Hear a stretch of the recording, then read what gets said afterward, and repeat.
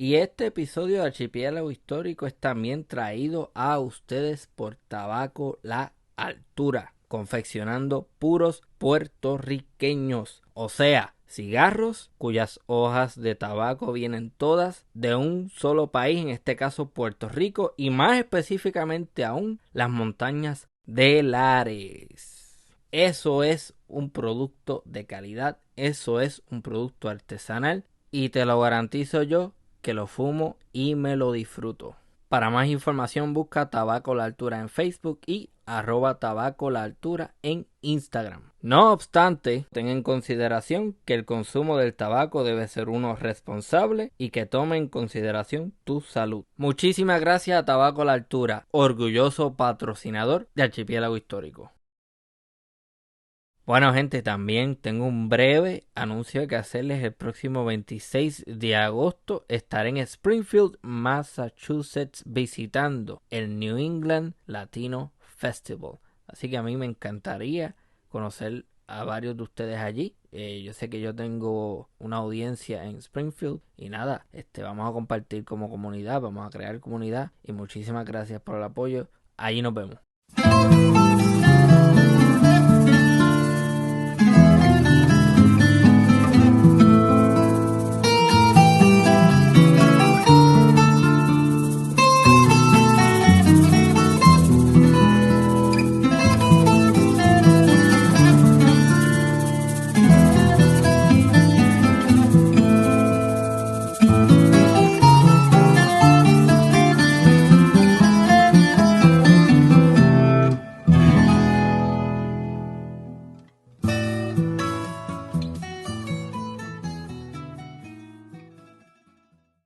Bienvenidos y bienvenidas a una nueva edición del Archipiélago Histórico. Mi nombre es Ramón González Arango López y en esta ocasión tengo el privilegio de conversar con la doctora Ligia Domenech. ¿Cómo está todo? Muy bien, gracias. Un gusto estar. Eh, ¿Cómo? Un gusto estar. Eh, yo siempre hago este comentario al principio de cada episodio, que yo quiero que la gente entienda que yo lo hago genuinamente, es real. Yo estaba ansioso porque esto pasara. A mí me interesa mucho el tema que vamos a tocar hoy. Yo siempre hago ese comentario porque obviamente me encanta la historia, soy historiador y obviamente pues hablo con gente con la que yo realmente quiero hablar y se nota. Este, el tema que vamos a estar tocando hoy es uno que a mí me interesa muchísimo, la historia naval, pero la historia naval vista desde el contexto caribeño, que eso es algo que muy poca gente conoce. La gente Sí. sabe que si el D-Day, que si Normandy, que si Berlín en el 45, que si Kursk, que si Stalingrad, pero una guerra mundial sucede precisamente en todo el mundo y se pelea en todos los continentes y en todos los mares y en todas las regiones, y el Caribe no es una excepción a eso. Eh, Correcto. para las personas que no conocen el trabajo suyo, háblenos un poco de sus intereses y de sus temas de investigación, por favor. Bueno, yo he escrito otros temas, ¿no? Primero sobre la gobernación de Roberto Sánchez Vilella fue el tema de mi tesis doctoral y bueno, fue el primer libro que publiqué. Pero ya antes de terminar esa tesis ya me estaba interesando el tema de los submarinos alemanes en el Caribe, porque leyendo un libro de historia leí una oracioncita que decía, porque hubo una escasez creo que fue de medicamentos en el año 42 por un bloqueo alemán. Y yo, ¿bloqueo alemán? Segunda Guerra, ¿qué? Y bueno, entonces eso ahí ya me picó la curiosidad. Yo trabajo con curiosidad. Cuando lo mismo me pasó con Roberto Sánchez Vilella, yo veía los libros de historia y como que se lo saltaban a don Roberto Sánchez Vilella, pero ¿por qué no sale nada? ¿Quién es este señor? ¿Qué pasó? ¿Por qué no está en los libros de historia? Uh-huh. Y para mí la historia es como una investigación policial casi. Sí. Y entonces es mi curiosidad la que me mueve y me motiva. Entonces, claro, ya yo estaba interesada en investigar más sobre ese bloqueo que había existido, pero tenía que terminar la tesis. Así que empecé a comprar libros y los ponía ahí como que este va a ser mi premio. Cuando termine la tesis me voy a premiar con estos libros que voy a leer. Y Ajá. así empecé. Siempre pasa que la próxima investigación ya está antes sea, de que termine el siguiente libro. Ujú. Después que publiqué sobre los submarinos alemanes, bueno, aquí estoy por publicar con la University Press de Mississippi, es sobre 130 libros escritos por estadounidenses que vivieron en Puerto Rico entre 1898 y 2010 y ¿Qué? que nos vieron a nosotros y hablaron de nosotros, nos criticaron, a veces nos admiraron, hablaron sobre nosotros como personas y como cultura. Y va a ser muy interesante cuando salga y estoy loca porque salga. Pero este libro que lo tengo acá, el que escribí sobre los submarinos alemanes, que se llama Imprisoned in the Caribbean, de 1942 German U-Boat Blockade. Este libro en particular quise sacarlo porque vi que no había nada sobre el tema. O sea, Aléjalo un poquito para que sí, la gente lo pueda ver lo puede ver. Igual, completo. Ahí ahí está. está. Chévere. Está en Amazon, se Ujú. consigue en Amazon, y es pequeño porque es una investigación o sea, es un capítulo de toda una guerra, claro, Ujú. pero tenía una ansiedad de sacarlo porque vi que no había información sobre el tema. Entonces me dio más ansiedad de sacarlo para que otros la tuvieran, ¿no? Así que... Excelente. Uh-huh. Qué interesante. A mí me encanta el tema y antes de comenzar a grabar yo le estaba enseñando a la doctora unos modelos que yo tengo para que vean que el interés es real. Esto no es yo fingiendo nada. Era, aquí lo tiene, era. Esto un, es tipo, un... un tipo 7, de los tipos 7 hubo muchos aquí en el A mí me Caribe. Uh-huh. encantan eso. Sí, Pienso que estéticamente son unos submarinos que se ven preciosos. sí, así es. Este, Claro, yo, por supuesto, mi investigación, el libro trata más, o sea, trata de todo, trata de los submarinos per se, de todo, tiene todo. Pero mi tema lo que me llamaba a mí la atención es cómo los habitantes del Caribe, con énfasis en el caso de Puerto Rico, se adaptaron y sobrevivieron ese año de 1942 y las consecuencias de ese bloqueo. Entonces tuve que leerme todo, uno por uno, todos los periódicos del 1942 para poder ver lo que estaba pasando, leerme hasta los anuncios, porque los anuncios los comerciales de los periódicos decían cosas que tenían que ver. Así que me fue imagino. fascinante, fue Ese fascinante. año 1942 es muy importante dentro de la Segunda Guerra Mundial porque esta no es mi opinión, esto yo creo que es la Uh-huh, opinión más aceptada dentro de la academia y por los uh-huh. historiadores militares, que el 1942 tiene la batalla que le hace un giro de 360 grados a la guerra en su totalidad y es la batalla de Stalingrad. Porque se entiende que en esa batalla es en donde los alemanes empiezan a retroceder y a perder fuerza. Ajá. Uh-huh. Claro, pero también esta batalla en el Caribe pudo, en mi opinión y en opinión de otros historiadores, Ajá. pudo haber cambiado también el curso de esta guerra. Estuvo muy, muy cerca de cambiar el curso de la guerra. Así que de eso vamos a hablar, ¿no? Me imagino. Exacto. Qué interesante, ¿no? Sí.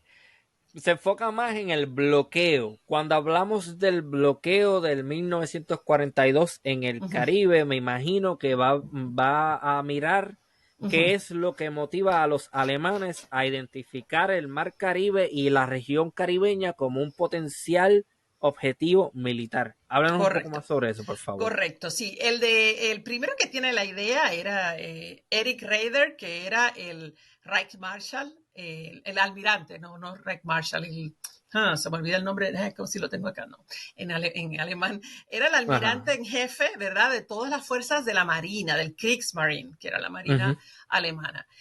Pero Karl Dönitz es el que estaba a cargo particularmente de la flota de los submarinos. Y Carl Dönitz es el que se da cuenta de que una manera de ganar la guerra es cortar los suministros a los aliados. Y por ahí es que va la cosa, ¿no? Porque los aliados dependían de muchos suministros que se obtenían en el Caribe, en distintos lugares del Caribe. El más importante, obviamente, es el petróleo, ¿no? El combustible. El combustible se obtenía de la isla de Trinidad y de Venezuela, mayormente Mm. Venezuela, y se enviaba de ahí, porque ellos no tenían refinerías, las refinerías se encontraban en las islas de Aruba y de Curazao. Y entonces, ahí se refinaba. De hecho, en Aruba estaba la refinería más grande del mundo. Estaba ahí, en la Lagos. Entonces, si uno logra nada más evitar que les llegue a los aliados el combustible, ya imagínate lo que puede pasar. Si a eso le añades cromio refractario, que lo obtenían de las Guyanas y que era necesario para construir los aviones, había otros elementos que se usaban para el algodón de fibra larga, por ejemplo, para hacer paracaídas. Deja ver qué tengo, es que estas cosas a mí se me olvidan. Sí, Hice una otras listita materias primas. importantísimas para la guerra, ¿no? Entonces, si ellos no tenían acceso, si los aliados perdían el acceso a todo, a la goma sintética, también se obtenían, en el Caribe se obtenían los materiales para eso. Cobre, Cuba tenía cobre también, tenía tungsteno. Todas estas cosas eran necesarias. Y ahí es que Dönitz dice, esto es lo que tenemos que hacer. Y si nosotros logramos hundir más barcos de los que ellos pueden construir, entonces ganamos la guerra. Claro, no estamos hablando de atacar barcos militares, se trata de barcos mercantes, que son y tanqueros, que son los que llevan tanqueros son los que llevan el petróleo, claro. Y por eso es que esta región, específicamente alrededor de Trinidad, Venezuela, esa es el área más candente, donde va a haber más batalla, o sea, más hundimientos, porque es el propósito, ¿no? De evitarlo. Y estuvieron realmente muy, muy cerca en el verano de 1942 de ganar la guerra. Estuvieron muy cerca porque Estados Unidos no estaba preparado para nada. A pesar de que tenía planes en papeles para la protección del canal, todo lo que se concentró fue en la protección del canal. Pero no podían prever que hubiera submarinos alemanes que pudieran estar en operaciones en el Caribe, sin una base. Y eso se debía a que en ese momento no conocían que había un invento que ya estaba por salir, que le llamaban el Milch Cow o la vaca lechera, que era un barco grandísimo, un submarino, grandísimo, que llevaba combustible, que reponía combustible a esos submarinos que estaban operando. Y así podían estar varios días, varias semanas incluso, operando en el Caribe. Porque imagínate, si no, tendrían que estar regresando a Europa y volviendo y regresando a menos. Entonces, claro. Pero como no se lo imaginaron que existía ese adelanto, pues no contaron con eso y se confiaron. Y cuando el operativo comienza, que es el 16 en el Caribe específicamente, el 16 de febrero de 1942, lo que se llamó Operación Neuland, que en alemán quiere decir Operación Nuevo Mundo. Todos los barcos mercantes estaban iluminados en las noches, iban todos iluminados, todas las comunicaciones se hacían sin código, estaban expuestos totalmente, y eso fue un festival lo que hicieron los submarinos en esos meses, en lo que Estados Unidos reacciona y dice, espérate, tenemos que hacer algo, porque esto se está poniendo complicado. No sé si conoces de la Primera Guerra Mundial. Hubo, ¿verdad? Los ataques submarinos se concentraron en el Atlántico Norte, ¿verdad? Tratando de evitar que llegaran suministros de Estados Unidos hacia Francia e Inglaterra. Y Rusia también en su momento. ¿Qué pasa? Esta vez, por eso es que ellos pensaban que no podía ocurrir nada más abajo de esa área, ¿no? Entonces, hubo un sistema que ellos crearon en la Primera Guerra que se llamó el sistema de convoyes, que es un convoy, que sabemos que es cuando van, en vez de ir cada barco solito, se va a un grupo de barcos, eso se organiza, que todos salgan en conjunto y van rodeados por todas partes, ya sea a veces portaaviones, barcos grandes, aviones que vuelan sobre ellos para que los barcos, los submarinos no se atrevan a atacar, o si atacan uno o dos de los que están afuera del convoy, pero no logran atacarlos a todos, ¿no? ese sistema había existido en la Primera Guerra. Pero en esta Segunda Guerra hay una competencia entre Gran Bretaña y Estados Unidos económicamente. Y no se confían. Y no quieren, o sea, Estados Unidos dice, bueno, yo no voy a hacer un sistema de convoyes para que esté a cargo el Reino Unido, ¿no? Y el Reino Unido no quiere hacerlo y que lo manden. Entonces los estadounidenses estuvieron chocando los intereses constantemente. Así que por eso es que ese 42 toma casi todo el año 42 para que finalmente, a fines del año es que por fin hacen un sistema de convoy. Hay muchos intereses que estaban ahí entre medio que no dejaban que progresara eso y estuvieron cerca de perder mucho. Sí, Sí. no, es muy interesante. O sea que no solamente tenemos los ataques de los, ¿cómo se le llamaban del lado de los alemanes? Los Wolfpacks, Los que eran, Wolfpacks. que tenían un sistema de convoy también y atacaban en conjunto, generalmente de noche, porque el submarino, hay un debate ahí que es bien técnico, de que si realmente los submarinos de la Segunda Guerra Mundial son submarinos porque no pueden permanecer completamente sumergidos y necesitan a cada Sí, rato subir, porque sí, como eran motores de diésel correcto. y también eléctricos, pues es algo bien técnico. Me parece No, pero fíjate, zángano. es interesante porque ciertamente, como tú dices, necesitan, cuando están sumergidos, trabajan con batería, pero Exacto. hay que recargar esa batería y para eso tienen que salir porque los motores trabajan con diésel y necesitan oxígeno, no, o aire, ¿no? Exacto. Para funcionar y eso. Entonces, ¿qué pasa? Que ellos, cuando empieza Operación Neuland, Ajá. permanecían sumergidos durante el día. Y entonces de noche es que salían a atacar. Claro, Exactamente. entonces, pero si cuando no podían atacar desde afuera, si eran noches de luna, o sea, dependiendo si las noches tenían luna, todos esos factores los tomaban en cuenta. Cuando esos submarinos estaban aquí en el Caribe, que de hecho, importante también, solamente hubo alrededor de 5 a 7 a la vez, Ujú. no más de eso.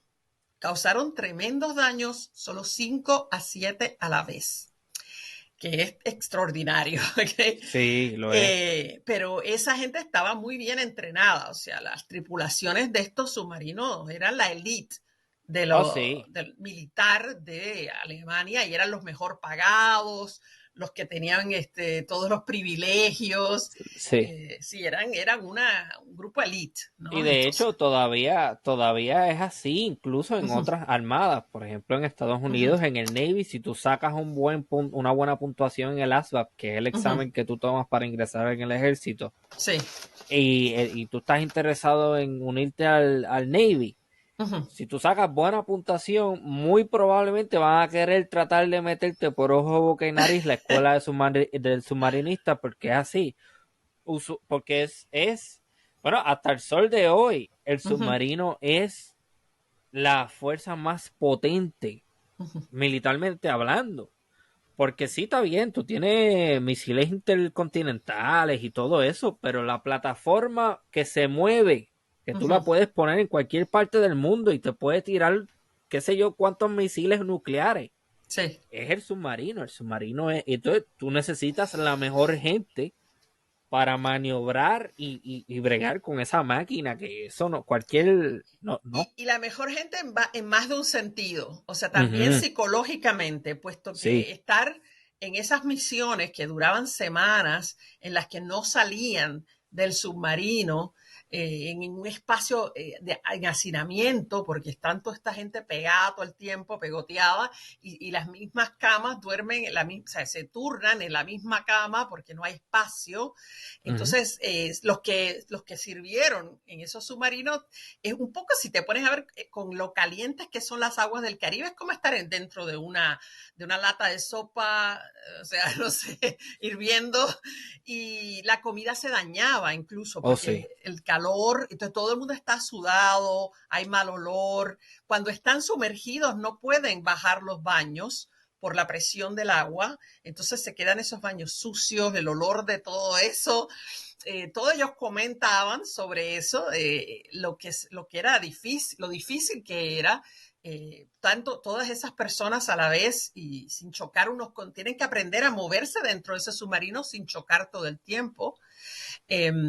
Y bueno, y pocas diversiones. Les ponían en los, en los megáfonos del barco, le ponían música, jugaban cartas, de vez en cuando Sí, les hacían comidas buenas, pero una vida muy sí. dura, muy dura. Bueno, la mejor forma para ilustrar eso, a lo mejor usted la ha visto, Das Uh -huh, Boot.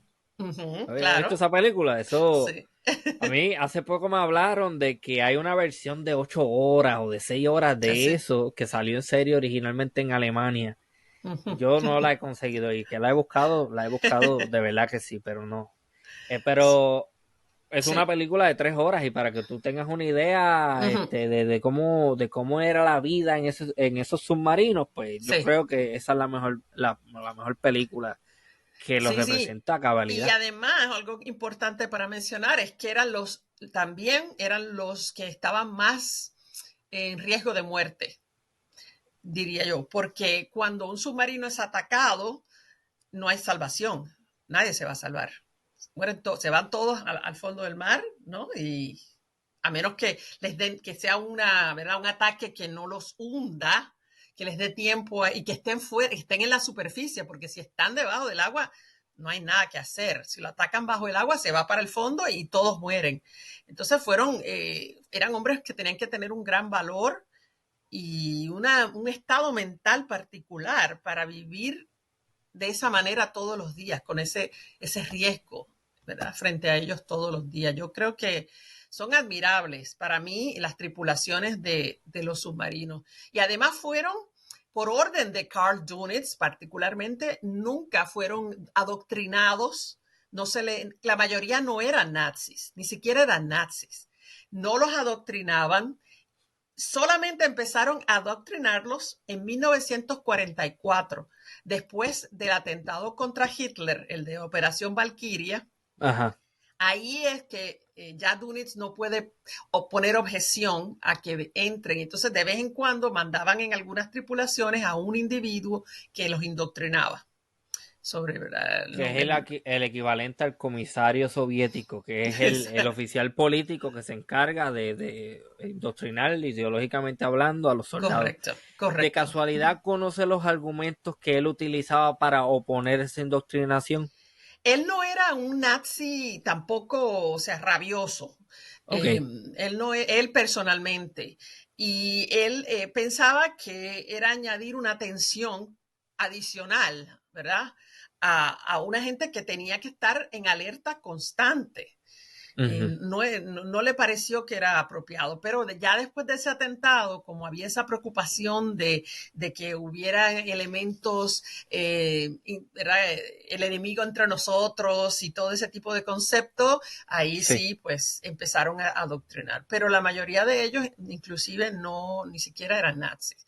Y eran gente altamente entrenada. De hecho, aparte de estar en el entrenamiento que tenían, que se les daba, ¿verdad? De técnico, de operar las máquinas que estaban dentro del submarino. Luego estaban todo un año haciendo la práctica en un submarino antes de convertirse en tripulación normal de un submarino. Y también los submarinistas eran los que con frecuencia Dönitz los recibía y los despedía de las bases de submarinos que se encontraban, las que operaron en el Caribe, la mayoría estaban en Francia.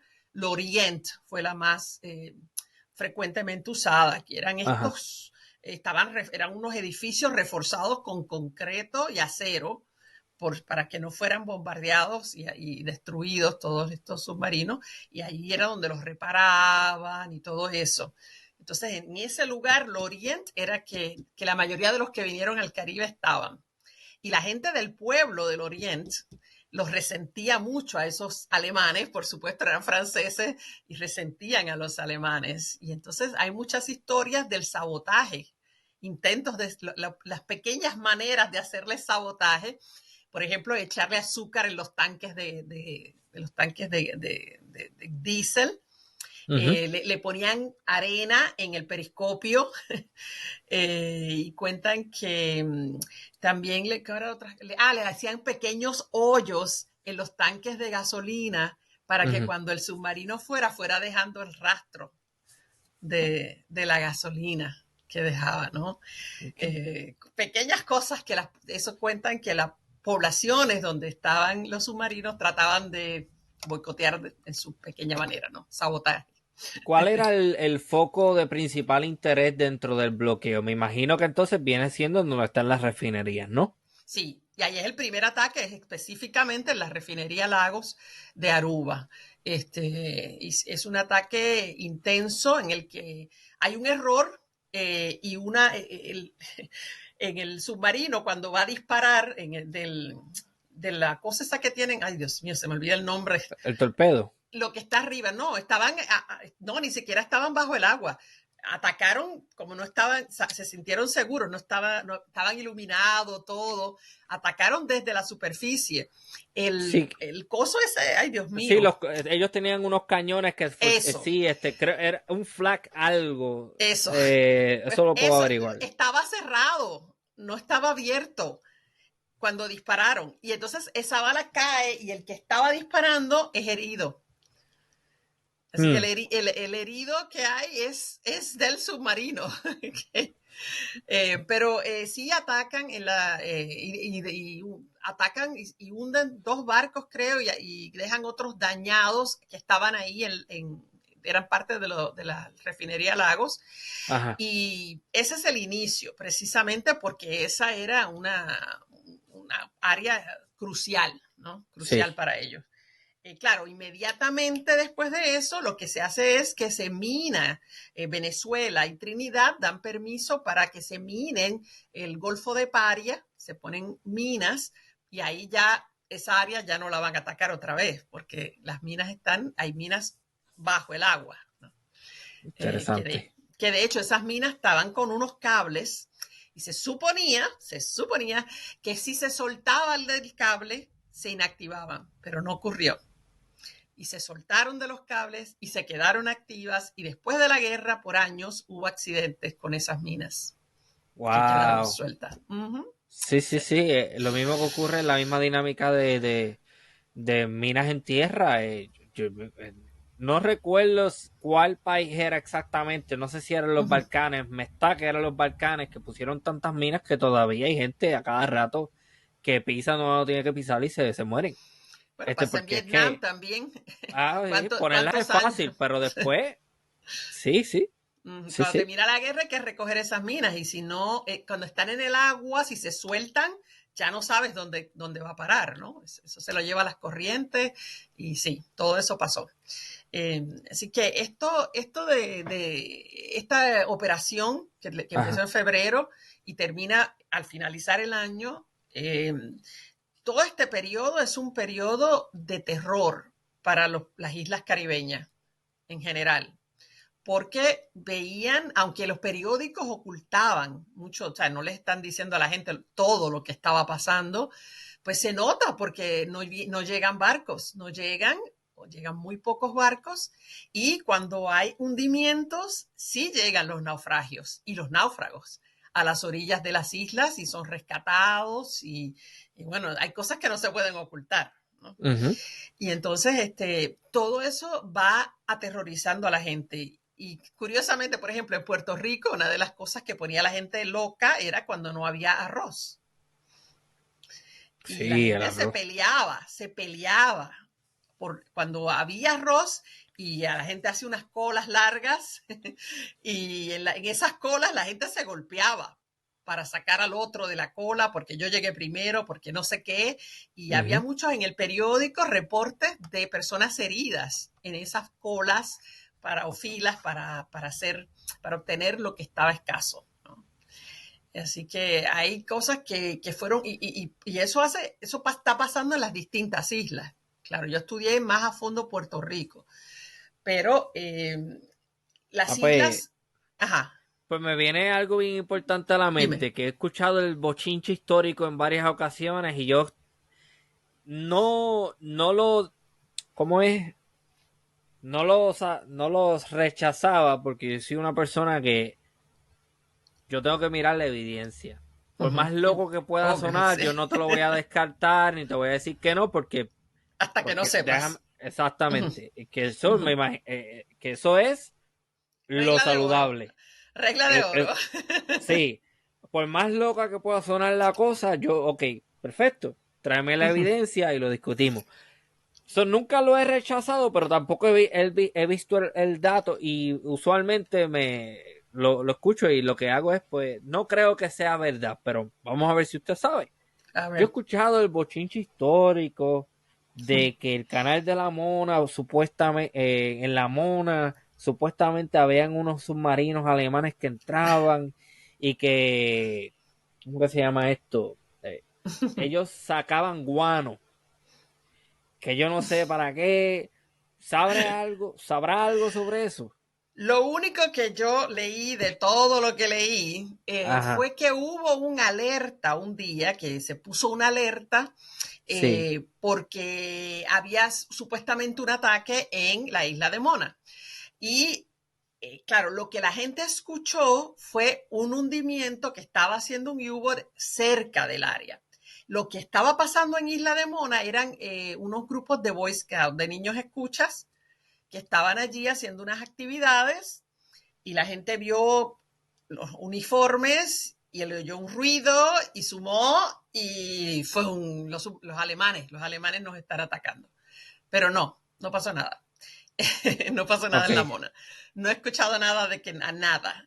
por Siempre eso, se especuló mucho de sí, que sí es cierto que de vez en cuando estos submarinos, para refrescar un poco a los marinos, paraban en algunas islas, pero generalmente islas que no tuvieran habitantes, que hay tantas, y los dejaban salir y se bañaban y nadaban y se relajaban. Claro, hay miles de especulaciones. Yo en cada isla he conocido gente que me dice que saben de una familia que ayudó a los alemanes. Esos cuentos, todo el mundo me los hace, pero me los hacen, como dices tú, sin evidencia. Y yo, ok, yo no le digo que chévere. no, porque puede ser.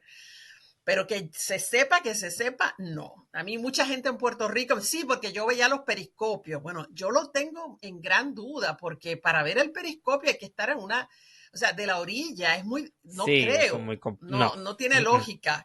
Me mm. dice, no, que uno de la playa veía los periscopios.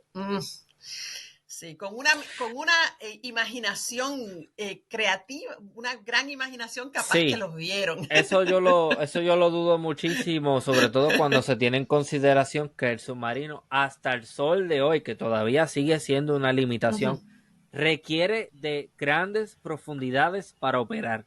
El ujú. submarino tú no lo vas a encontrar en áreas en donde hay que haya poca Profundidad. profundidad. O sea, Ujú. que a mí muchísimo, bien, yo creo que eso hasta seguramente se puede decir que es imposible. Tú no Pero, puedes ver pero hay un gente que snow. me ha dicho, yo los vi, tú sabes por qué. Sí, Pues, pero hay gente que dice cualquier cosa. O sea, a mí cuando hacía claro. el libro de don Roberto Sánchez Vilella, la gente, yo vi y era mentira. Mentira total. O sea, se inventaban las cosas. Así que, Hmm. Sí, no no, sé. eso no. Yo creo que eso se podría descartar con Hay bastante gente que sí facilidad. tiene demasiada imaginación. Sí, Sí. fértil, fértil. ¿Cuáles son las primeras reacciones, además del pánico, que se dan a raíz de estos ataques de U-Boots alemanes en la Segunda Guerra Mundial?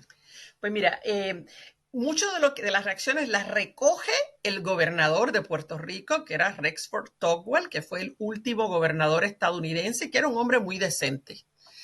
Ahora, a diferencia de otros gobernadores estadounidenses, era un tipo que se preocupó mucho por los puertorriqueños. Entonces, él se da cuenta y reporta en su diario, él mantenía un diario y ahí es donde vamos viendo sus preocupaciones como gobernador, ¿no?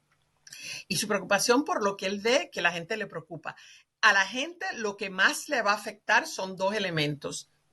El desempleo, porque, claro, muchas industrias que había en el país, de las industrias que había en el país, necesitaban materias primas que venían de afuera. cuando no vienen las materias primas, entonces cierran las fábricas, o sea, las costureras, por ejemplo, van perdiendo sus trabajos y llega un momento en que va a un 22% de desempleo. Eso va a ser uno de los grandes problemas que va a enfrentar, por ejemplo, Puerto Rico. Ujú. Otro gran problema era el encarecimiento de los alimentos, la inflación que se va a dar por la escasez de los alimentos. Se duplican los costos de la mayoría de los productos básicos de la dieta del puertorriqueño. Claro, el gobierno de Tocqueville intenta rápidamente sustituir con otros alimentos, pero los puertorriqueños sabemos muy bien que es muy difícil cambiarle la dieta a un puertorriqueño. Decirles no, no hay arroz, no vas a comer arroz y habichuelas. Vas a tener que, en vez de eso, vas a tener que comer funche, porque lo que hay es funche, ¿no? El funche de harina de maíz, ¿no? Sí, sí. Este, Wow, y hace tiempo que no eso, escuchaba eso. Sí, yo lo he comido, yo lo he comido. Y me imagino que también, ¿cómo que se llama esto? Guanimo. ¿Has escuchado de los guanimos? sí, sí, sí, pero el funche en particular es interesante porque le llamaban en esa época el segundo frente. Como que el segundo frente. El segundo frente, como en la guerra, que estaba todo el Ajá, mundo apoyando que hubiera un segundo frente para debilitar al enemigo, pues ajá. era como que tenemos que comernos el funche porque este es el segundo frente, este es nuestro aporte Ok, a que la guerra se pueda ganar, ¿no? Entonces le llamaban el segundo frente, así se le llamó esa época. qué Y hubo interesante. frases que se crearon como una frase fea, que voy a decir, pero es fea, pero no es de las más feas, que la gente Ajá. decía, me cago en Sebastopol, ¿no? Una frase muy común que era me cago en Sebastopol, en referencia a la ciudad de Sebastopol, que era escenario de la guerra, y me imagino que era que la escuchaban tanto en la radio, todo, Sí. hablando de Sebastopol, que ya la gente decía me cago en Sebastopol, ¿no? Sebastopol está en Crimea y eso hoy es Exacto. parte, bueno, no voy a decirlo con contundencia, pero ajá, está bajo el Sí, control de los rusos. correcto. Sí, Y Sebastopol. fue un área de que se peleó bastante durante la guerra. Entonces, es interesante todas estas cosas, ¿no? También hacían el convoy, le llamaban el convoy a Ajá. otro elemento, que era cuando, por ejemplo, no hay suficiente arroz, entonces estaba todo racionado, se va a tener que racionar los alimentos que todo el mundo estaba buscando. Y eso se hace con libretas de racionamiento.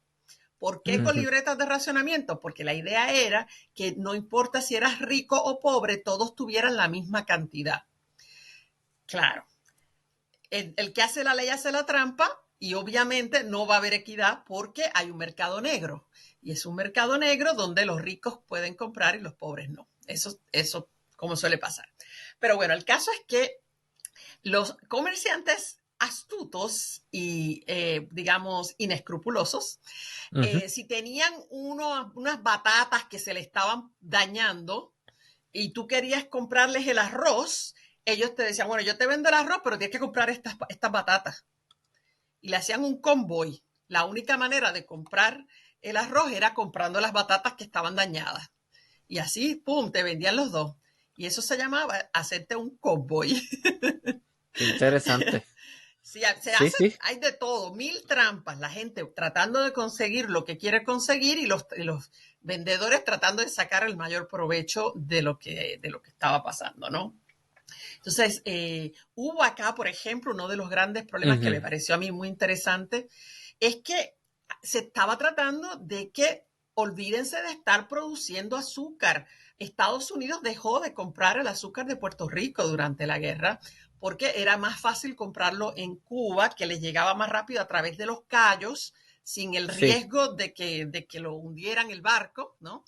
Además que lo compró de otros lugares y el suyo propio, y no estaba comprando el azúcar, pero los azucareros del país eran muy poderosos. Y entonces ellos querían seguir produciendo y tenían en la cabeza que aquí se produce azúcar. Eso es lo que produce Puerto Rico, punto. ¿Y qué pasó? Bueno, pues se resistieron totalmente a usar esa tierra en vez de para producir azúcar que no iban a poder vender porque no había barcos para sacar el azúcar, Ujú. utilizarla para producir frijoles, habichuelas, cosas que fueran nutritivas, ¿no? Proteínas, cosas así. Entonces, fue tanta la resistencia que un grupo de azucareros y otra gente que se oponía a Tocqueville fue a Washington pidiendo que retiraran a Tocqueville como gobernador y todo, ¿no? Se formaron muchos chismes, el periódico El Mundo estaba 100% en contra de Tocqueville, bueno, y solamente aceptaron dedicar una pequeña parte de sus tierras Ujú. a producir alimentos si les pagaban al mismo precio que hubieran pagado si hubieran vendido el azúcar, que igual no hubieran vendido. O sea, que Que no hubo eso, cooperación aquí. Okay. sí, y eso es una dinámica triste, sobre todo cuando se entiende el contexto de que Puerto Rico básicamente era vista por parte de los Estados Unidos y de los Uh -huh. colonialistas y de la clase empresarial. Uh Es -huh. como, esto es un latifundio de azúcar. Exacto. Esto es, aquí los puertorriqueños son secundarios y cuidados y terciarios. Aquí lo importante es sembrar azúcar y que ese azúcar sea captado por el mercado norteamericano. O Exacto. sea que, o sea, cuando uno entiende eso, pues este problema, lo que usted está comentando, pues es Uh -huh. muchísimo más, es, es un horror más grande, Sí. porque entiendes que esta gente, más allá de preocuparse por la vida de los puertorriqueños y puertorriqueñas, de Uh ver -huh. cómo ayudamos, Uh no, -huh. mi No. consideración más importante va a ser el azúcar y Sí. venderlo para el carajo a los Que es puertorriqueños. mi negocio, punto. Sí, Los tabacaleros, por el contrario, fueron más inteligentes y ni siquiera cortaron, dejaron el tabaco en la planta, dejaron la planta crecer y ni siquiera la recogieron porque sabían que no podían sacar el tabaco, no había barcos para sacarlo, entonces ¿para qué lo iban a sacar? Entonces ahí cooperaron más. Claro, tengo que hacer el comentario porque yo trabajé con ellos un tiempo del sí, gran aporte del servicio de extensión agrícola, porque el servicio de extensión agrícola se dedicó a crear centros de alimentación para los niños, porque aquí hubo malnutrición seria de los niños en ese momento. Y sí. hacían estos lugares para que los niños aprendieran a comer alimentos que no eran de su dieta normal, para que aprendieran a sustituir por lo que sí había, ¿verdad? Que había que cambiar el bacalao, ajo y habichuela Sí, y empezar a sustituir, ¿verdad? Con lo que sí se podía producir en el país. Y en eso trabajaron los 4H también, los muchachos de los clubes 4H oh cooperaron sí, muchísimo en eso. Y eso fue muy, muy importante. De hecho, también la esposa de Tocqueville, ella creó unos centros para darles leche. Leche enlatada, leche de esas carnation tipo, ¿no? Leche ajá, ajá, evaporada, para sí, darle a los niños, asegurarse que los niños tuvieran 2 veces al día leche. Les daban eso y a veces le daban unas galletitas. Pero curiosamente, ¿por qué había problema con la leche? Porque la leche fresca se le daba exclusivamente a los soldados que estaban en las bases en Puerto Rico. Y para los qué, puertorriqueños lo que quedaba era la evaporada o la leche en polvo, qué que esa fue interesante. otra cosa que fue muy fuerte. Uh-huh. Menciona la industria tabacalera y me Sí. está curioso porque yo no sé si yo fumo puro, a mí me gusta mucho el Uh-huh. cigarro y en Puerto Rico apoyo mucho a un comerciante local que se llama Juan Irizarry. Él tiene una empresa tabacalera, que no es una empresa, vamos, porque es él solo, Uh-huh. pero es Uh-huh. su negocio. Este se llama Tabaco La Altura.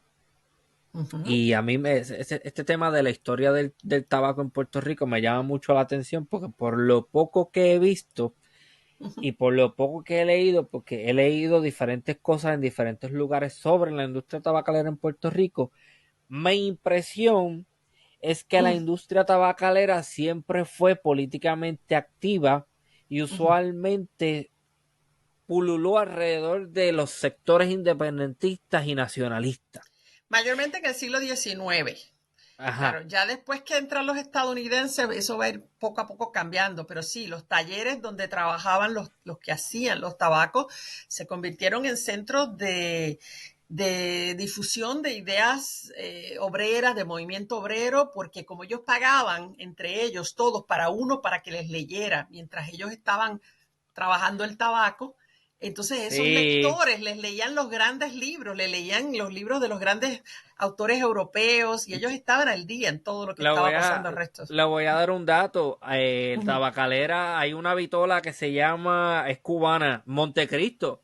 Y le pusieron Sí, Montecristo porque por el conde, les encantaba el libro este del Conde del conde de Dumas, este de Montecristo. Montecristo. Ajá. Les encantaba y por eso decidieron ponerle esa línea de cigarro Montecristo, porque eso Eran es de lo la que gente le más leían. educada que había, eran los tabacaleros, de Sí, la porque gente más estaban, educada.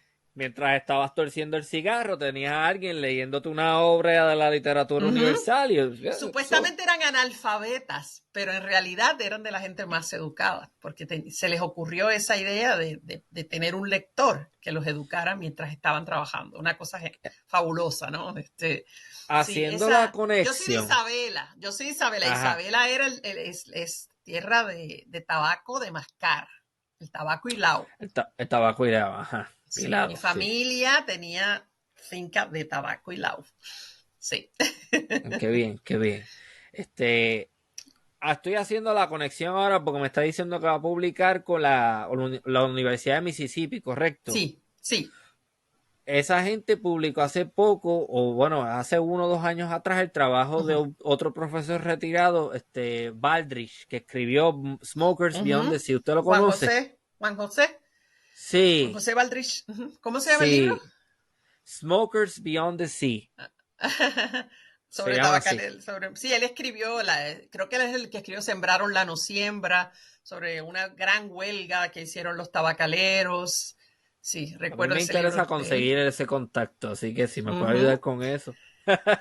Yo no lo conozco personalmente, yo soy fan también, leo los libros, pero no lo conozco Ah, ok, personalmente. No sé si está en Puerto perfecto. Rico tampoco. Ok, entiendo, entiendo. Seguiré Ujú. trabajando en eso, pero no importa, es que como me mencionó ese dato de que está Sí. publicando con Mississippi, y eso es precisamente la misma. Sí, University of Mississippi, University Press de Mississippi también publicó el libro de, el de, que yo hice un capítulo con Jorge Rodríguez Beruf y Lo conozco. ese libro que tiene varios, somos varios los que hacemos distintos capítulos y se publicó ahí también.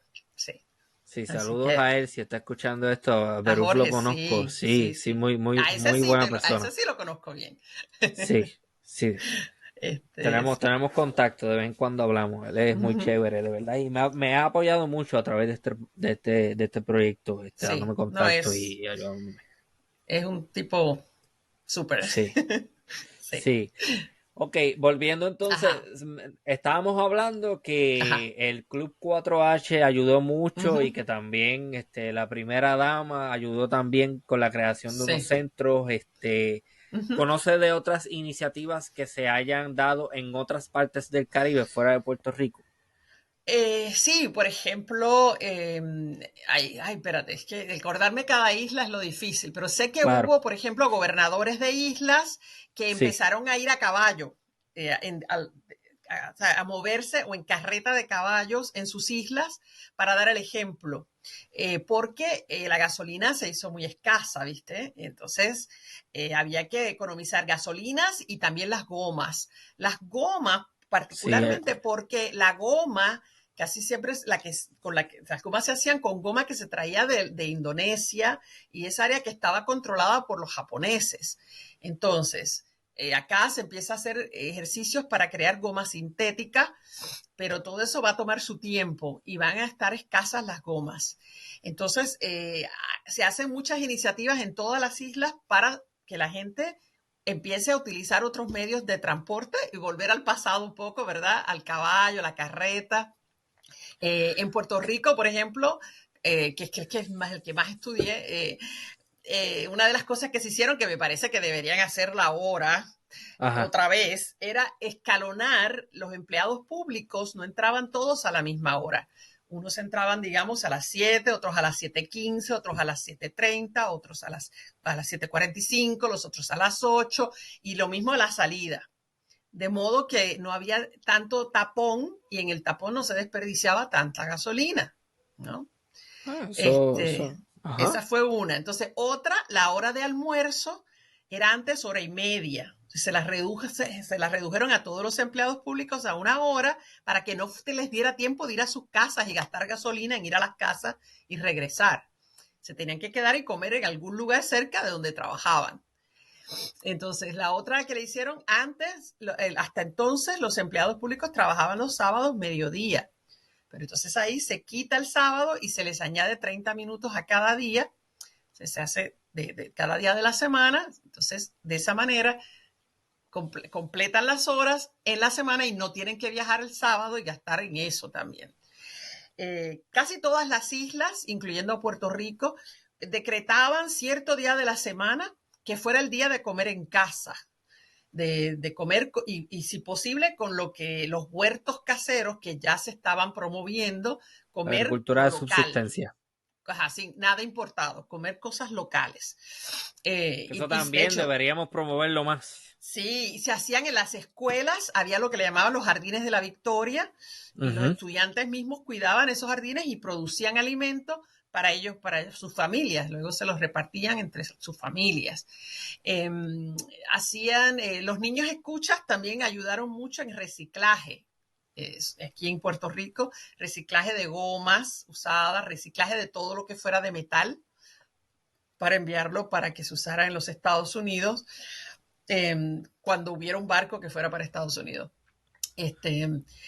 Te quería comentar también de otra cosa importante que nunca se habla es de los marineros mercantes, ¿no? Esas tripulaciones de esos barcos mercantes se cree que unos 6,000 murieron en este año de 1942.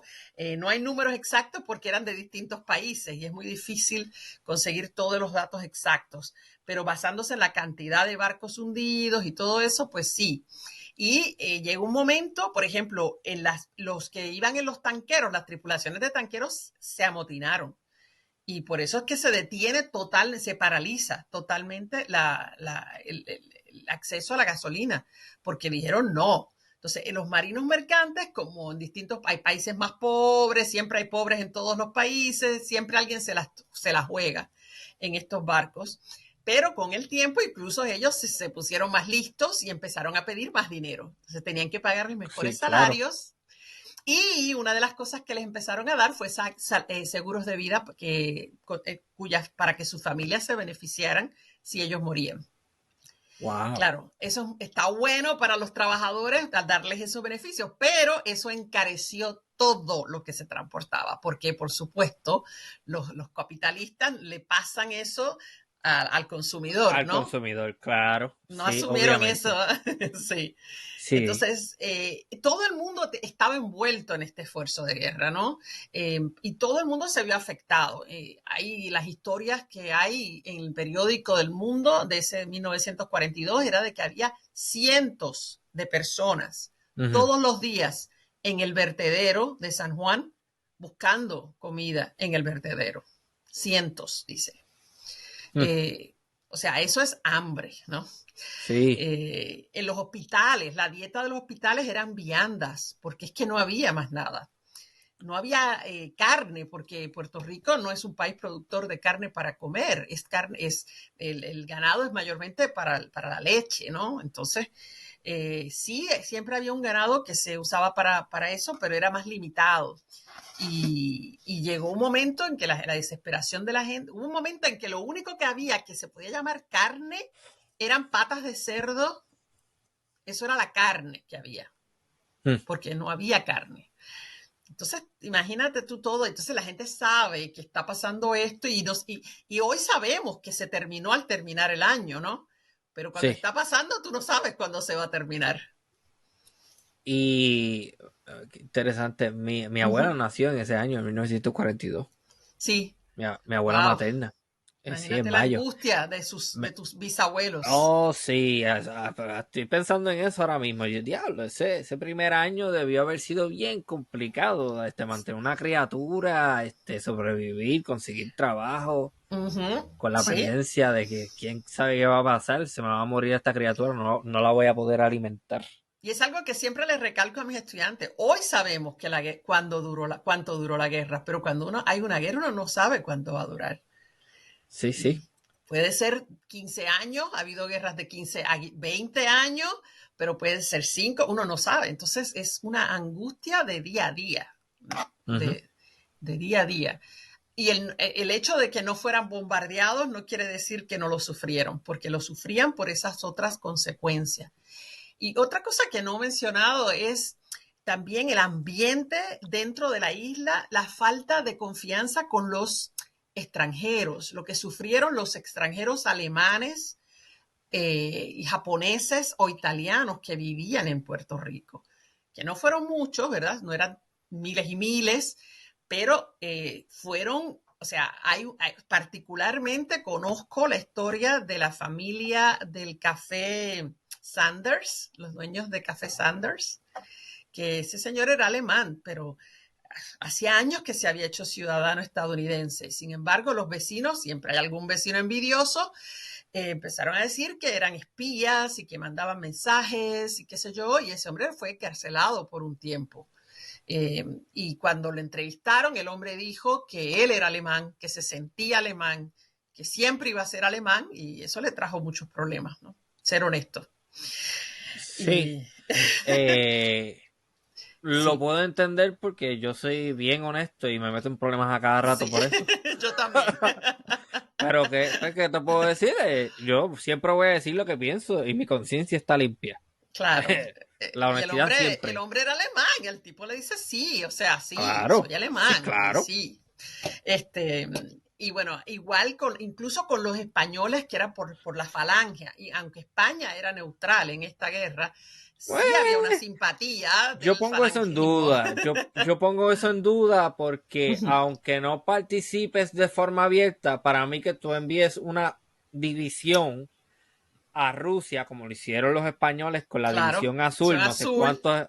Exacto. sí, ujú, Para mí eso, ya para mí, tú estás en la guerra. sí. Yo no, ese cuento de la neutralidad no sé si lo compro del todo, porque yo lo pongo en Yo duda. creo que nadie lo compraba, ¿viste? Claro, Pero en Puerto Rico había muchos españoles y muchos sí, descendientes de españoles.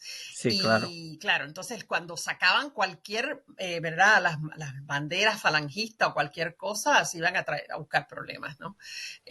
Claro, hay una historia de un caballero apellido Honda que vivía un japonés, que vivía en Caguas y esa llevaba tiempo, era un ingeniero y él no pudo salir del pueblo de Caguas, lo dejaron, ¿verdad?, como prisionero dentro del pueblo de Caguas, no podía salir del pueblo de Caguas. Se hizo una orden que todos se tenían que registrar, todos estos extranjeros tenían que registrarse y cargar identificación en todo momento. No podían vivir en las costas, ninguno de ellos, y no podían poseer radios en sus casas, radios con onda corta, onda larga, ningún tipo de radio. Así que sí se tomaron medidas que eran en las islas, en todas las islas.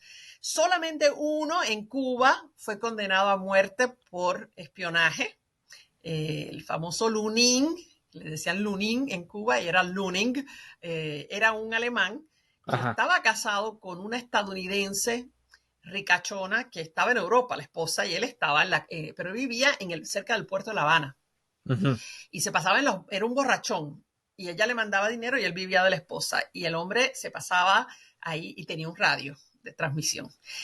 Y el hombre se pasaba en los bares donde los marineros hablan y dicen para dónde van o de dónde vienen, toda esa cosa, y por ahí fue que vino la acusación y a ese sí lo condenaron a muerte y murió en Cuba. Es el único que encontré que hubiera sufrido por eso, por espionaje.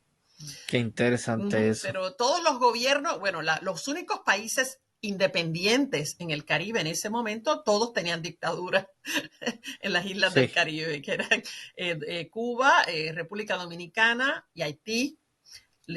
Todos tenían dictadores, todos dictadores pro Estados Unidos. Elil Scott estaba en Haití, Rafael Leónidas Trujillo en República Dominicana y, Dios mío, ese Batista era. Batista, sí, Batista, Fulgencio aunque él va Batista. en su primer su primer gobierno, ¿no? Después él lo van a deponer en el 44, pero después él regresa, ¿no? Pero en esa primera vez. Y ellos, todo el mundo, era una competencia de quién era el más leal a Estados Unidos, ¿verdad? A los aliados en general, pero sobre todo a Estados Unidos. Entonces todos eran los más anti-alemán y los más anti-japonés y todo eso. Entonces todo el mundo quería lucirse, ¿no? Lograr descubrir algún enemigo. Y una de las historias interesantes tiene que ver con Ernest Hemingway. Ajá. Porque Ernest Hemingway vivía en Cuba. Uh-huh. Y como todos sabemos, era un borrachón. Y él tenía un barco que se llamaba El Pilar. Y él logra convencer al embajador de Estados Unidos en Cuba de que le pague $1,000 al mes a él y a sus amigos borrachones para patrullar en El Pilar, ¿okay? Armados, para atacar de alguna manera desde un barquito submarinos alemanes. Jamás vieron ninguno y se la deben haber pasado súper. Se ha disfrutado wow, o sea, un montón. como una especie de, vamos a llamarle unidad miliciana. Sí, él le llamaba el Crook Factory, la fábrica de ladrones. Él mismo le decía así. O sea, hay miles de fotos de él con armas grandotas en el Pilar, cuando él estaba sirviéndole al ejército de Estados Unidos, a la Marina de Estados Unidos, desde su barco, que el barco es un barco de pesca. Hemingway es un personaje bien interesante. Conozco muy poco. Sé que se suicidó. Sí, se sé suicidó, pero en Estados que Unidos. Ya estaba en Estados Unidos, en una clínica, estuvo en una clínica porque estaba en una depresión. pero también había algo de paranoia porque él pensaba que el mismo gobierno norteamericano, Sí. una vez llegan los 50 a Cuba con la revolución y todo eso, él tiene una paranoia de que lo están investigando y que están Y tenía escuchando lo que razón. él hace. Sí, yo Después se creo vio que que le tenían la carpeta, todo, el FBI, por supuesto. sí, sí, sí. Que Él, sí, definitivo, porque él habría que apoyó dedicarle a la revolución, él apoyó. Entonces, Habría que dedicarle un episodio a Hemingway. Vamos a ver cómo conseguimos esa bueno, información. ahí necesita alguien que sepa más de su vida y todo eso que yo. Yo estuve en la casa en La Habana, en Cojimar, que era donde él tenía la casa, el Vigía se llama la finca que él compró allí y donde él estuvo. Él vivió 20 años o más de 20 años en Cuba. Así que ese hombre, él dijo que él era cubano. De hecho, cuando se ganó el premio Nobel, Sí. él se lo regaló al pueblo de Cuba y está en una iglesia de la Virgen de Caridad del Cobre. Ajá. Ahí está el premio Nobel de él, la medalla esa que le dieron. Sí, Interesante. sí, Yo creo que sí. en casa de mis abuelos paternos, había una Virgen del Cobre porque mi abuelo era Uh-huh. cubano. Sí, mira. Me está Okay. interesante ese dato porque creo que viene siendo como que ¿sabe? Yo no sé mucho de estas cosas, pero sabemos que en cada país latinoamericano hay como que un patrón. Yo Uh-huh. sé que en Dominicana es la Virgen de Altagracia y por eso es que uno ve que mujeres de cierta generación, Uh-huh. Juana de Altagracia, María de Sí. Altagracia, uno pues Y chévere. Carmen, la Virgen del Carmen en Puerto Rico. Es una de las que, Ah, sí, la Virgen del Carmen. Por lo menos antes, ahora está la del Pozo esta, que yo no sé, no de sé Sabana bien Grande. ajá, y no estoy muy familiarizada con ese movimiento, pero y no hasta donde yo leí la última vez no lo había reconocido la iglesia católica, pero Sí. de que sí, sí. Esto también durante este proceso del bloqueo de Estados Unidos, pues la gente va a recurrir a muchas maneras de obtener ¿verdad? Alivio a esas angustias que tenían, ¿no? Y la religión ahí va, obviamente. Claro, la religión a nivel más local, porque la idea era que la gente no tuviera que trasladarse a otros lugares para participar. Entonces, las iglesias de barrio se van a convertir en lugares muy importantes, porque ahí se conversa también y se da la información de dónde hay arroz, dónde hay habichuela, dónde apareció no sé qué cosa, y se convierten en el lugar también para compartir información y para darse sostén. La que tiene comparte un poquito con la otra. Se dio mucho de eso a nivel de cada isla y a nivel de entre las islas también, porque la República Dominicana tenía mucha carne, tenía mucho ganado, más de lo que necesitaba para consumir su propia gente. Entonces, ¿qué hacen? Ajá. Pues entonces ellos, como tenían muchos recursos, porque Dominicana es un país que tiene muchos recursos, comenzaron a construir goletas con maderas dominicanas. ¿Por qué las goletas? Porque ningún submarino va a desperdiciar un torpedo en una goleta, ¿no? Porque no llevan suficiente carga, ¿no? La idea Sí. es usarla para barcos que llevan carga. Y entonces las goletas se convirtieron en la manera en que lo que sobraba de una isla llegaba a la otra isla y así las islas empezaron a comunicarse. A pesar de las diferencias de idioma que hay entre las islas y todo eso, empezó a darse esa correlación. Y eso va a ser una de las consecuencias positivas de todo este año tan fuerte del 42, crear esos nexos y el darse cuenta de que todas fueron abandonadas a su suerte por sus imperios. De, Todas. ca- de casualidad, ¿conoce el dato de cuántos ataques se dieron en ese año? ¿Cuántos ataques submarinos? Sí, déjame ver si lo tengo por acá. Lo tenía por acá porque Ah, no tenía hay unos... problema. Si no lo tiene Sí. ahora a la mano, eso. Tengo los números. Bueno, de los Ajá, barcos hundidos, Alemania eh, perdió en ajá, total ajá. 727 U-boats o submarinos alemanes. Los perdió en toda Sí. la guerra, ¿ok? Y 26.918 tripulantes. Ahora, si miras acá, déjame buscarte acá. En el Caribe, Sí. en un momento u otro, hubo 97 U-boats, ¿ok? Y esos hundieron 400 barcos mercantes, Wow. se calcula. En ese año del 42 solamente, porque ya Sí. para el 43 ya se están yendo, ¿no? En ese año perdieron solamente 17 barcos, solamente el 17% lo perdieron. Por eso se considera la Operación Neuland la campaña más costo efectiva de toda la guerra, porque usaron muy pocos recursos, causaron tremendo daño y tuvieron pocas pérdidas O sea que comparativamente. sí, porque me está diciendo que en cualquier punto determinado lo que habían en todo el Caribe eran de 5 a 7 U-boats. Sí, uh-huh, Wow, eso es bien eficiente. sí. Claro, él pidió 25. Imagínate si se los hubieran dado. Sí. Todo eso, él pidió a Hitler 25. Claro, en ese momento no había muchos. En ese momento en que él los pide para Operación Neuland, había unos 92. Y él pide 25 de esos 92, porque él estaba convencido de que se podía ganar la guerra si se paralizaba ese tráfico en el Caribe.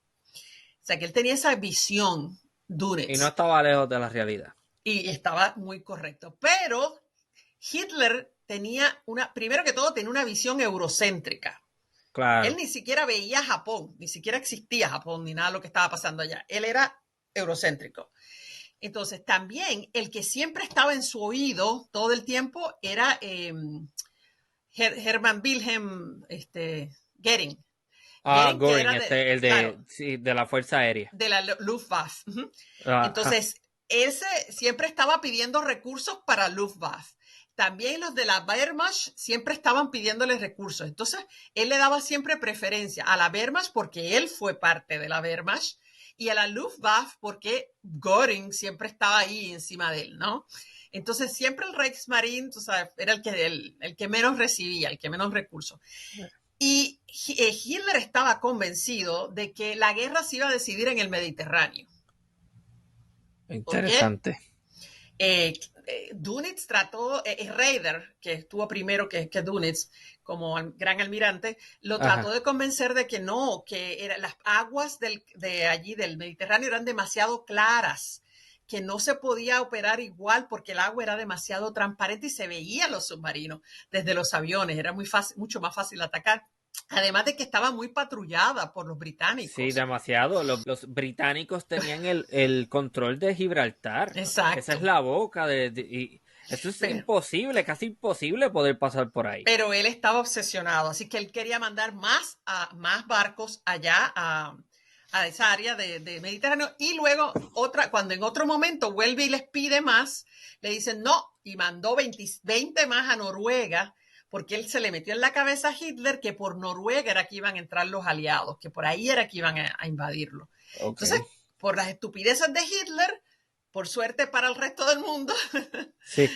no escuchó, no atendió lo que le estaba diciendo Raider y Dunitz, Sí. y entonces ahí es que no logran esa ventaja que hubieran tenido, sin duda, si hubiera Y tenido 25. también aquí entra el juego el desarrollo de las tecnologías de reconocimiento y de ataque contra submarinos. O sea, que aquí Correcto. Uh-huh. precisamente la efectividad de estos submarinos en el norte del Atlántico y del Caribe Uh-huh. hace que entonces los aliados empiecen a A inventar. invertirle mayores recursos a ver cómo Uh-huh. podemos detectarlo y cómo los podemos neutralizar rápidamente. Y entonces ya Correcto. yo creo que no me atrevería a decir años, no conozco el dato exacto, Uh-huh. pero Uh-huh. ya llega el punto en el que tú no puedes enviar un submarino y en menos de un mes ya te lo destruyeron, porque las Uh-huh. capacidades de los aliados para detectarlos y destruirlos Exacto. es tan eficiente Uh-huh. que ya Correcto. básicamente son obsoletos. Y ahí es cuando Dunitz por fin dice, me rindo, ¿no? Nos tenemos que sacarlos porque no tenemos, de la ventaja que teníamos la perdimos. Cuando ya le da el tiempo, en ese año del 42, ya él nota, a principios del 1943, ya él oficialmente dice, nos vamos de aquí porque nos están comiendo los dulces, ¿no? Básicamente. Pero él estuvo muy cerca de lograr lo que quería. También otro elemento es que Estados Unidos empieza la producción de los Liberty Ships, ¿verdad? Sí, sí, son bien baratos, que eran bien baratos Eso. de producir. Y al principio les tomaba 4 a 6 días hacer uno, después van y al final están produciendo 3 por día, ¿no? Entonces, eso que fue este señor Kaiser, el de la idea, que le dijo, yo sé cómo vamos a hacer un barco que sea rápido y económico de hacer, sin piezas fabulosas ni nada de eso, sino eficiente. Sí, Que era el problema que tenían los alemanes, porque los alemanes hicieron inventos increíbles durante esta guerra. O sea, los que tenían la ventaja tecnológica eran los alemanes, pero los alemanes eran y siguen siendo muy, como dicen acá, jodidos y puntillosos. Y hasta que no tuviera la cosa perfecta, no empezaban la producción. Y bueno, por algo es que produjeron muchas tienen, cosas distintas, con distintas piezas y no eran eficientes. En vez de hacer por, una e- sola es modelo, que por algo que tienen reputación de ser tan buenos ingenieros. sí, yo todo lo que puedo, hasta mi sombrilla es alemana, o sea, todo es alemán. Si hay, hasta mis limas de uña yo las compro alemanas, porque si es alemán, sabes que te va a durar, que está bien Sí, hecho, ¿no? sí, no, esa gente sí le mete a El eso bien problema era que chévere. estaban en una guerra y tenían que sacar esto rápido, ¿no? Tú mencionabas, por ejemplo, que uno de los problemas de los U-boats era que tenían que estar saliendo a la superficie para poder recargar esas baterías para poder sumergirse de nuevo. Luego se inventaron el snorkel, Ah, que era snorkel, ajá. claro, que era para que pudiera seguir operando con el diésel debajo del agua, ¿no? Y eso, y recargar la batería a la misma vez, ¿no? Pero eso llegó tarde, llegó ya en el 44, entonces ya, cuando le vinieron llegó el primer submarino, se salió ya de Europa, ya estaba en el 45. Ya para qué, ya se acabó. Este, no, y que también rompieron decodificaron la máquina Enigma. Esa es otra, eso fue en el 42 también. Todo eso ocurre en la máquina de Enigma, no se la inventaron los alemanes, pero mejoraron un invento que ya existía, ¿no? ¿Y qué pasa? Que esa era una máquina codificadora era pequeña, o sea, 25 libras pesaba, y cambiaban cada mes los códigos. Entonces, cuando salía un submarino, llevaba para 3 meses, código para 3 meses. Y fue el 9, a ver, acá tengo el 9 de mayo del 41 es cuando obtuvieron por primera vez los británicos la máquina y los códigos para unas cuantas semanas. Las dos cosas que necesitaban. Y fue porque hundieron un submarino y el capitán pensó que iban a hundir el submarino, pero no lo hundieron. Entraron y sacaron lo que necesitaban. A esos tripulantes de ese submarino, que era el U-110, los mandaron a Islandia, en una cárcel en Islandia, para que no hubiera chance que nadie hablara con ellos nunca y supiera que lo que hicieron. Y a todos los que participaron en el operativo los hicieron jurar secreto por 30 años. Entonces, con eso es que Bletchley Park logra... Sí, los británicos. Y eso fue la operación Ultra, el 30 de octubre de 1942 es cuando por fin se descifra el código. Exacto. Pero Estados Unidos no lo supo en ese momento porque no confiaban. Los estadounidenses, los británicos tenían miedo que los estadounidenses no fueran prudentes y que los alemanes se llegaran a enterar. Y fueron muy cuidadosos con la información. Y de hecho, ese dato es bien interesante porque Alan Turing es considerado el padre de la informática, de las computadoras. Porque él fue el matemático que trabajó en cómo decodificar la máquina Enigma de los alemanes y esa primera computadora. Correcto. Eso era una bestia de toneladas. Yeah. Y ahora las computadoras tú las tienes en la mano. Pero para ese tiempo.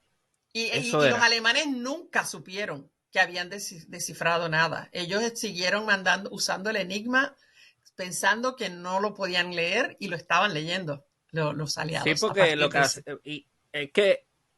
que hacían eran, pues, vamos a mandar y vamos a sacrificar varios barquitos de vez en cada cierto tiempo para que ellos entiendan que no sabemos nada. Que eso también está al garete. Es interesante porque Dönitz en su diario, porque obvio, leí los diarios de Dönitz, él se pregunta cómo es que están, ¿verdad?, encontrando los U-boats, ¿cómo es posible? Y él piensa que es porque había una máquina que usaban un radar sería la palabra, no sé. Los radares empezaron a crear para esa época. El METOX, sí, pero no sé, yo creo que no sé si se llamaba radar eso. Bueno, el METOX que ellos tenían, él piensa que es que el METOX está haciendo unas emisiones y que es eso lo que les está diciendo dónde están los submarinos. Entonces ordena sacar todos los METOX de los submarinos y los METOX no emitían nada, eran eficientes, pero los quita porque teme que él piensa que es eso. Entonces comete ese error también. Es que esa es una cosa interesantísima siempre de la historia, ¿no? Esos errores que se cometen porque no se tiene la información. Y déjame clarificar algo porque acabo de meter la pata. No son radares porque los radares se crearon pero para bregar con... Exacto, sí, porque radares fueron creados pero para cosas aéreas, exacto, los aviones. No tiene nada que ver con eso, son disparates que acabo de decir. Se llama sonar, que es el sistema como el de los murciélagos, ¿no? Que choca y regresa y todo eso. De hecho, una de las consecuencias también de esta guerra va a ser que en esos sonares de los submarinos, a veces las ballenas migratorias, las ballenas jorobadas que vienen y migraban al Caribe, pues muchas de esas ballenas murieron porque los sonares no podían distinguir de qué se trataba y murieron. De hecho, para que tenga una idea, y esto está más cerca a su realidad geográfica ahora mismo, se sabe que los submarinos argentinos durante la guerra de las Malvinas mataron varias ballenas porque por el mismo problema pensaban que eran submarinos ingleses. Y bueno, me imagino que los ingleses lo hicieron también, pero eso se sabe que y muchas otras especies marinas, no solo también ballenas, las ballenas también morían cuando los atacaban los tanqueros, todas esas manchas de aceite, sabemos lo que ocurre y quedaba toda esa gasolina en el agua y toda esa contaminación ocurrió también por los ataques a los tanqueros. Que la guerra no solamente es el daño en cuanto a vidas humanas, es también el daño al ambiente. Correcto. Sí. Así que eso es otra parte que es que esta guerra tiene tantas cosas. Y otra cosa interesante que quería comentar es que los alemanes que mucha gente no quiere, o sea, tú sabes que políticamente es incorrecto decir nada positivo sobre los alemanes, pero yo soy políticamente incorrecta al 100%. Excelente, excelente. Sí, es interesante que ellos tenían muchas reglas de honor y había un acuerdo que había hecho Hitler en el 35 con los británicos, que fue el que le permite empezar a construir legalmente otra vez submarinos, porque al terminar la Primera Guerra, entre los castigos que se le hicieron injustamente a Alemania, fue que no podía tener ningún tipo de submarino y solamente barcos mercantes y no barcos de guerra, solamente 100.000 soldados en total. Bueno, pagar un montón de dinero en oro, Sí. montones de castigos, injustamente. La cosa es que ellos se basaban entonces ahora en ese acuerdo el acuerdo anglo-alemán. Y Hitler le añade al acuerdo más reglas. O sea, había unas reglas de cómo se peleaba la guerra después de la Primera Guerra. Y Hitler, por ejemplo, del 4 de septiembre de 1939, o sea, desde el principio de la guerra, da una orden de que aunque las leyes internacionales permiten hacerlo, no se, y le cito, no se emprenderá ninguna acción hostil contra cruceros de pasajeros, aunque naveguen con escolta militar. Eso es una orden de Hitler personalmente, ¿ok? Y ciertamente cada vez había un protocolo cuando se iba a hundir un barco. Se ataca el barco y se le da tiempo a que salgan todas las personas del barco. ¿Por qué? ¿Por qué los alemanes hacen eso? Bueno, porque el propósito no es matar gente, son marineros de barcos mercantes. La idea es destruir la carga y que la carga no llegue a donde van a ir, ¿no? Así que no hay ninguna lógica en matar personas por matarlas. Entonces, lo primero que hacen es acercarse a los botes, ¿verdad? De los botes salvavidas y pedir dónde está el capitán. Encontrar al capitán que les va a decir el nombre del barco, qué carga llevaba, cuál era el destino. Todo eso lo preguntan. Ahí aprovechan y les dan café, les daban cigarrillos, les daban comida, les daban agua y les decían dónde estaba la isla más cercana. Hacia dónde tenían que dirigirse para que se salvaran. O sea, ese era el protocolo normal. Y luego que estaba vacío el barco, entonces generalmente se usaba la artillería de 20 milímetros, esa es la que se me olvidaba ahorita, para destruir el barco, no gastar torpedos porque ya no era necesario, ¿no? Entonces, eso incluso Churchill lo reconoció, que tenían el honor de hacer semejante actividad, ¿ok? Y también la razón para hacerlo era porque no quería que se lo hicieran a los suyos, ¿no? Si yo no la hago, a los míos, cuando ataquen un barco alemán, pues tendrán las mismas consideraciones. Todo eso cambió en el año de 1942. Seguro conoces, no sé si conoces el Laconia, el caso del Laconia, que esto ocurrió el 12 de septiembre de 1942. Ocurrió en el Atlántico Sur y está un U-Boat hunde el RMS Laconia, un barco británico. Británico, sí. Este barco era un barco que llevaba muchas cosas. Tenía tenía pasajeros, pero llevaba tropas, llevaba artillería antiaérea y llevaba 2.700 pasajeros. Entre esos 2.700 pasajeros llevaba 1.800 prisioneros de guerra italianos. Había mujeres, había niños, había de todo. ¿Okay? Iban hacia Canadá, ese era el destino. ¿Qué ocurre? Cuando el submarino ataca el barco, que ¿verdad? Tenía toda la razón para atacarlo, porque de verdad era un barco que llevaba artículos de guerra también, el capitán Hartenstein, que es el más famoso de todos los capitanes que manejaron submarinos en el Caribe, el U-56, y él manda un aviso a Dönitz, porque los submarinos no podían comunicarse entre sí. Esos 5 o 6 submarinos, cada uno tenía que comunicarse solo con el comando central, que era en Alemania. Entonces, cuando él le dice, necesito ayuda, hay un montón de pasajeros, ¿qué hago? Y le envían 2 más. Llegan 2 barcos más y están salvando a la gente. De hecho, todo el tope del U-56 está lleno de supervivientes. Y hay gente en La cubierta. y hay gente también en botes salvavidas. La cubierta está llena de sobrevivientes. Sí. Ellos lanzan un mensaje de SOS, que están en una operación de SOS, sacan la bandera de la Cruz Roja. O sea, hacen todo lo que tienen que hacer para que no ser atacados mientras están salvando vidas. Pero ¿qué pasó? Pues que entonces fueron unos libertadores B-24, los aviones B-24 libertadores de Estados Unidos, empiezan a bombardearlo y le causan daño al U-56 y obligan al submarino que tenía toda esa gente en la cubierta a hundirse. Y se ahogaron esas personas. Mm.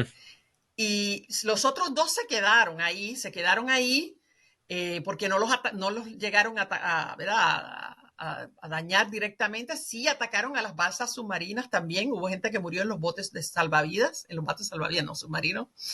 Uh-huh. Y cuando todo eso ocurre, ahí por fin, para poder irse los U-boats, mandaron un aviso y desde Martinica mandaron unos botes para recoger a los sobrevivientes. De los 2.725 exactamente que había en el barco, solo 1.500 sobrevivieron. Y a raíz de ese momento, entonces Dönitz da la famosa Orden de Laconia, que dice, no ayudarán nunca más en los rescates. Ya no se va a rescatar más nadie. Entonces, a raíz de eso, en 1945, cuando termine la guerra, sí, Dönitz será acusado en el tribunal de Nuremberg. Exacto, en Nuremberg. Él se le acusa específicamente de librar una guerra agresiva y violar leyes de guerra marítima. Y curiosamente, Chester Nimitz, el almirante Chester Nimitz, va y declara en favor de Dönitz. Y dice, es que ninguno de nosotros salvaba a nadie. Cuando nosotros le disparábamos un barco nos íbamos, nadie rescataba a nadie. Ellos eran los únicos que estaban rescatando gente hasta entonces. Y por eso logra, y solamente cumple 10 años de cárcel, pero se tuvo que ir 10 años a Spandau, a la cárcel de Spandau, y cumplir 10 años de prisión por la decisión de Laconia. Eso es bien interesante y creo que hoy en día ser así de categórico expresando un punto de opinión que quizás no sea aceptado por la cultura, vamos a decir, política dominante, yo creo que eso es bastante valiente. Yo comparto lo que usted me está diciendo. Yo creo que eso de ser políticamente correcto es un disparate. Las cosas hay que decirlas como son, duélale a quien le duela. Hay cosas, si bien es cierto que uno puede, ¿cómo es que se llama? Condenar muchísimas cosas y uno puede estar en contra de muchísimas cosas. Eso no quita que donde haya mérito y donde haya algo que sea puntual, reconocerlo como algo bueno también se hace. No podemos caer en esta idea de que vamos a demonizar todo lo opuesto porque no nos gusta y se acabó. O sea, yo tengo opiniones que pueden ser controversiales también. O sea, voy a dar una que ya se supone que para esta fecha que este episodio salga ya salió el otro. Yo entiendo que los rusos de alguna manera históricamente hablando tienen justificación al querer invadir Ucrania. ¿Por qué? Porque Ucrania es considerado uno de los puntos neurálgicos culturalmente hablando de la ¿cómo le llamamos a eso? La rusianidad de ser ruso. Ese el nacimiento de eso nace ahí. Pero más importante, es fundamental para la seguridad del país, ese lugar. Y hubo unos acuerdos que se hicieron, los acuerdos de Minsk. Y si algo tienen los rusos en su historia, es que siempre han cumplido con todos los acuerdos que han hecho. Sí. Estados Unidos no. Y eso lo hicieron en Minsk. Y le faltaron al acuerdo. Dijeron, la OTAN no se va a mover más hacia el este. ¿Y qué hicieron? Los tienen en la puerta ya. Los tienen ahí en la puerta. Y eso no, ningún país, Estados Unidos jamás hubiera permitido eso. Es como si lo tuvieran en México. Es como si el enemigo de Estados Unidos estuviera en México. Seguro lo va a Claro. dejar, seguro. Sí, por eso. Entonces, pues obviamente, uno analiza estas cosas de una perspectiva histórica y desde el conocimiento, pero si dices algo que no es aceptado por el establishment o por un Ajá. sector que es el sector culturalmente dominante ahora mismo, pues es malo, tienes un problema, hay que censurarte, Sí. te Sí. tenemos que cancelar. Por eso es Ya. que yo hago ese comentario y yo me comprometo a que este espacio va a ser una plataforma abierta para todas las personas independientemente de su perspectiva y de su afiliación política. Sí. Y ahora que dices eso, otra cosa que no se puede decir en ningún sitio en Estados Unidos, pero yo enseñé allí, lo dije claramente, esta guerra, si fuéramos a buscar quién ganó la Segunda Guerra Mundial, la ganó Rusia, bueno, la Unión Soviética, Sí. no fueron los Estados Unidos. Los rusos fueron los que llegaron a Berlín primero. No solo eso, sino los que más perdieron, sí, los millones que más de personas. Los que no se detuvieron siendo, a pesar de haber sido invadidos, casi les llegaron a Moscú, que eso no es pequeña cosa. No. Les tomaron Leningrado y se los tuvieron ahí sitiado. O sea, le agarraron Stalingrado. O sea, eso era para desmoralizar a un país, pero eso fue todo lo contrario. Y murieron más que en ningún otro país y esa gente ganó la guerra, punto. Se la ganaron ellos. No hay otra manera de decirlo. Sí. Estados Unidos contribuyó a crear el segundo frente, todo eso chévere, pero Estados Unidos se concentró en el Japón. Su interés principal en toda esta guerra siempre fue Japón. Sí. Siempre. Porque Japón fue el que atacó en el 41 a Pearl Harbor. Con Japón había otros intereses porque Japón era un imperio marítimamente, que su armada era bien importante, bastante formidable, que tenía toda la capacidad, incluso llegaron a hacer ataques en la costa oeste de los Estados Unidos. Naturalmente, esa va a ser la prioridad, por encima de los alemanes. Ellos, de hecho, en todas las reuniones había que convencerlos de que ayudaran allá, porque ellos en realidad no tenían el interés era Japón, ese era su enemigo, era Japón. Y de hecho, durante toda la guerra, que eso es algo que se puede hablar en otro programa que hablemos si quieres hablar de Segunda Guerra, porque yo enseño también todo Segunda Guerra, las compañías de General Motors y Ford, durante toda la guerra, siguieron fabricando tanques y como tipo jeeps para Alemania durante la guerra. Wow, yo no sabía ese dato. Opel, se llama Opel, la compañía Ford allá es Opel, y obteniendo ganancias, y los dueños eran estadounidenses y nunca la cerraron. Así que me vas a decir, no, y tuvieron los nervios, vamos a decir una palabra como sus fábricas en Alemania fueron bombardeadas por los aliados. Al terminar la guerra, en los tribunales de Estados Unidos demandaron al gobierno de Estados Unidos por los daños a las fábricas en Alemania que le causaron los aliados y ganaron millones de dólares. O sea, wow. Es toda, la gente piensa siempre que todo es tan clarito, los buenos, los malos, ¿no? Sí. Pero no, casi nunca es así. Casi nunca es así. No. Todo el mundo tiene alguna, y especialmente Estados Unidos, porque en el sentido, no porque sean más malos que nadie, sino porque el negocio es siempre lo que los guía, es el negocio. Y bueno, ahí los escrúpulos se van a otro lado, porque sí, claro. Eso yo no lo pongo en duda, porque yo sí.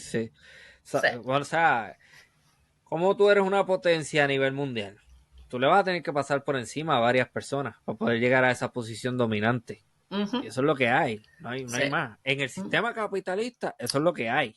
Sí. Te vas a tener que llevar a alguien enredado para poder tener esa posición de supremacía. A ese nivel en que han tenido, pero que bueno, están perdiendo, pero eso es para otro programa.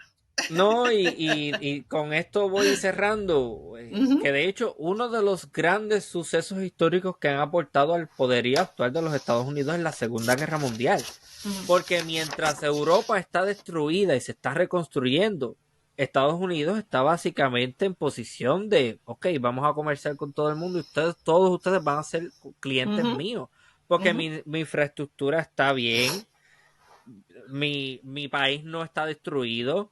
mi sistema económico está bien. O sea, que la Segunda Guerra Mundial Claro. económicamente y políticamente le viene muy bien a los Estados Unidos porque la ayuda Definitivo. Y nunca ellos no sufrieron, ellos sufrieron mínimas pérdidas, mínimas comparados con los otros países, y ninguno en su territorio, básicamente, excepto una estúpida bomba que mató a 5 niños y a 4 niños y una maestra, una bomba estúpida que mandaron de Japón con un globo ridículo. Esas fueron a las los únicas globos. muertes, sí. Sí, los globos no son que hace unos cuantos meses atrás hubo toda una controversia con Ah, los sí. globos No, chinos, pero chicos, estos pero si eran los globos de 1942, por imagínate. eso esta gente, Sí. todo el mundo está mandando globos aquí desde hace tiempo, los japoneses, los americanos, Ujú, todo el mundo estaba mandándose globos espías a cada eso, esto no es nuevo. Esto ha claro. pasado un montón de veces ya. Sí. Correcto. Sí. Mire, ¿en dónde podemos conseguir ese libro nuevamente y el En título para las Amazon, que es más personas? fácil, el libro se llama, está en inglés porque, bueno, era como tenía que publicar en ese momento, se llama Imprisoned in the Caribbean in the Caribbean o Prisioneros en el Caribe, Ujú. de 1942 German U-Boat Blockade.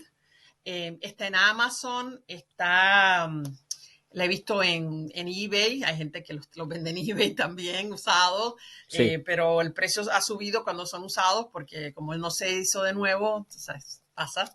Pero también está en ebook en Oh, Amazon, sí. Ok. mucho más económico, así que toda la gente que lee ebook no, pues, es mucho más económico así.